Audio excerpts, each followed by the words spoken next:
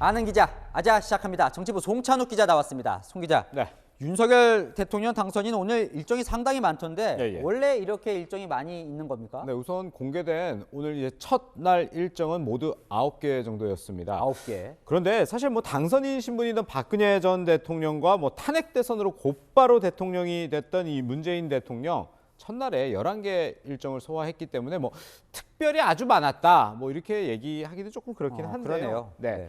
어쨌든 뭐 국립현충원 참배라든지 이 국정운영 방향을 설명하는 당선 인사 그리고 당 관계자를 격려하는 해단식은 뭐 과거 당선인도 했던 뭐 통상적인 일정이었다 볼 수 있고요. 10년 전 박근혜 전 대통령이 당선 첫날에 4강 대사와 접견한 것과 달리 윤석열 당선인은 미국 대통령과 바로 전화 통화를 한 점이 굉장히 다른 점이었습니다. 자, 이제 뭐 인수위를 구성할 거다. 이 정도는 네. 이제 알겠는데 앞으로 당선인은 이 취임식까지 네. 일정이 어떻게 되는 겁니까? 네, 일단 당장 내일 뭘 할지도 참 궁금할 수도 있는데 내일은요 싱하이민 주한 중국 대사와 접견을 하고 또 곧이어서 크리스토퍼 델 코서 주한 미국 대사 대리를 접견할 예정입니다. 이 대통령 당선인으로서 외교 역량을 보여주는 것이겠죠. 이 인수위 구성도 빠르게 할 계획인데요. 이명박 전 대통령은 당선 일주일 만에, 박근혜 전 대통령은 당선 16일 만에 인수위를 공식 출범한 바 있습니다. 윤 당선인 측 관계자는 이명박 전 대통령 때처럼 속도감 있게 구성할 것이라고 설명했습니다. 자, 국민의힘 이제 선거대책본부는 해산이 되겠지만 네네. 자, 국민의힘 지도부는 그대로 남는 거죠? 이준석 대표 체제로요? 그럼요. 이 대선에서 승리했기 때문에 이준석 대표 체제는 한동안은 이어질 겁니다. 오늘 윤석열 당선인은 이 이준석 대표와 김기현 원내대표 등과 이 도시락 오찬을 함께하면서 격려를 하기도 했다고 합니다. 아까도 저희 당선인과 저희 관계자들 식사하면서 말씀하신 것 중에 이번 선거는 뭐 하나 때문에 됐다고 할 수 있는 선거가 아닌 것 같습니다. 여러분께서 기여하신 그 하나하나가 정말 선거에 결정적인 역할을 했던 그런 선거가 아닐까 생각을 하고 네, 그리고 윤석열 당선인은요. 당선 이후에 여러 행사에서 이준석 대표에 대한 감사 인사도 빠뜨리지 않고 있습니다. 국민의힘 의원님들, 당직자 여러분, 이준석 대표님 정말 고맙습니다. 많은 분들 고생하셨지만 우리 이준석 대표님 네, 물론 의례적 인사일 수 있지만 사실 마음에 없다면 생략할 수도 있는 얘기이기도 합니다. 다만 이준석 대표와 이른바 윤핵관 갈등 관계였죠.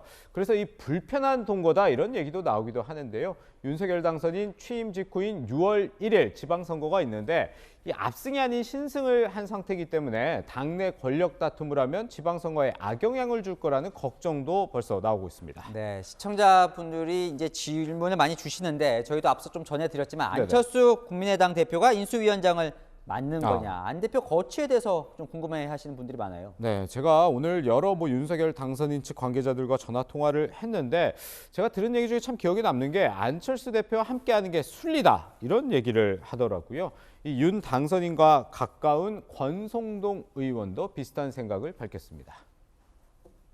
본인이 우선 인수위원장을 하겠다고 의지가 있다 그런다면은 본인이 과연 성과를 낼 자신이 있으면 맞는 것이고요. 국민의당 대표를 하셨으니까 맞는 것이 뭐 본인이 뜻만 있다면은 맡아도 되지 않을까 하는 것이 제 개인적인 의견입니다. 네, 곧 구성될 대통령직 인수위원장이나 뭐 향후에 국무총리 등 여러 직책에 언급이 되고 있는데요. 우선 안철수 대표의 의사가 뭔지 이걸 존중하겠다 이런 의미로 해석이 되고요. 곧 있으면 이제 국민의힘과 국민의당 합당 논의도 시작이 될 텐데요. 국민의힘에서 선거 결과를 분석하면서 이 안 대표와의 단일화 역할을 어떻게 보느냐에 따라서 안 대표 입지도 달라질 것으로 보입니다.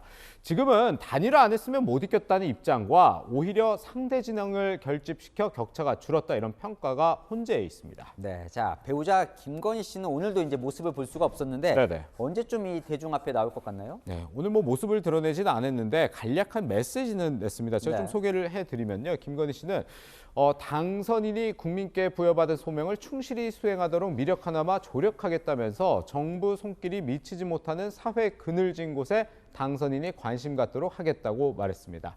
아직 공식 일정이 정해진 건 없지만 향후에 외교 무대처럼 통상적으로 배우자가 동행하는 일정에는 이 김건희 여사가 함께할 것으로 알려졌습니다. 아이고, 지난 밤에요.